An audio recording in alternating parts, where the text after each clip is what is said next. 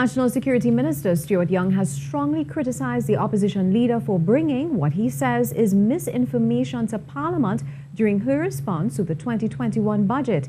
He was one of the early contributors as debate on the 2020-2021 budget began in the House of Representatives with a response by opposition leader Kamla Persad-Bissessar. Minister Young said the opposition's budget response showed the UNC's lack of understanding of the energy sector and other aspects of the economy. More from Vidia Ramphal. Minister Stuart Young charged the UNC government with leaving the energy sector in chaos and said the Rowley administration had to renegotiate contracts with the major players in the industry. Minister Young also disclosed there are further meetings this week. And this week we began the negotiations and discussions with Shell for the future production of that gas. Because you see, this government doesn't do things for today. We are looking at what has to take place down the road. And turning to the opposition leader's criticism of national security, Minister Young said government is committed to helping the police curb crime. He said government has implemented several pieces of legislation to buttress law enforcement efforts, including domestic violence. The legislation was proclaimed for the electronic monitoring on the 18th of September, and that unit is now operational. The next step is for the judiciary to begin utilizing these electronic monitoring bracelets, as I know they will. And we will expand it. Minister Young said during these difficult times, the government will make the best use of limited resources. And we will do what we need to do with the limited resources that we are thankful for as we resolve and continue to do what we can to make Trinidad and Tobago a safer and more secure Trinidad and Tobago. The National Security Minister also defended government's introduction of the new $100 polymer note, saying no other country could have done so in such a short time. Vidia Ramphal, TTT News. In her response to the budget, the opposition leader called on all parliamentarians to take a cut in salary to reduce government expenditure. But she was critical of government's handling of the COVID-19 pandemic and management of the economy. Charlene Lewis reports. Justifying her call for parliamentarians to accept a pay cut, Mrs. Persad-Bissessar said such a move will demonstrate that the leaders of this country are standing in solidarity with the rest of the nation in tightening their belt for the survival of the economy. She reminded that under her administration, her MPs took pay cuts to assist towards the Children's Life Fund. To consider a 5% pay cut in solidarity with suffering citizens. Follow the growing examples of countries like New Zealand, India, Singapore, where top politicians have taken pay cuts in solidarity with the poor.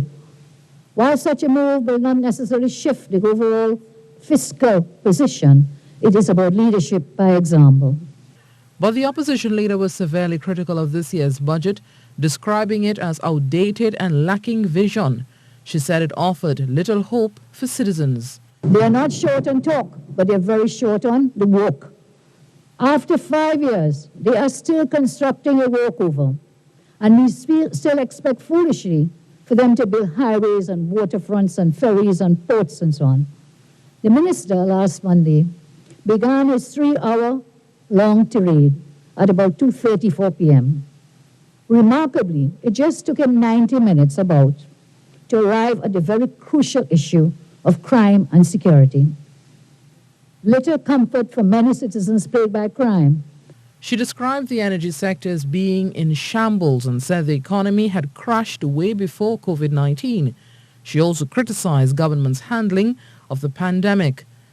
COVID did not crash the labor market. This PNM government crushed the labor market long before COVID. In fact, when the virus arrived on our shores, as I said, the economy was already in intensive care. With the PNM in office in March 2020, when the virus arrived, it was sadly a disaster meeting a disaster. Mrs. Persad-Bissessar said lawyers representing the UNC will challenge on equal budgetary allocations at regional corporations, namely Shogunas, Kuva, Tabaki Talparo, and Diego Martin. Charlene Lewis, TTT News. The Ministry of Social Development and Family Services has spent $329,600,240 in assistance to 173,020 individuals and families in COVID-19 relief grants up to September 2020.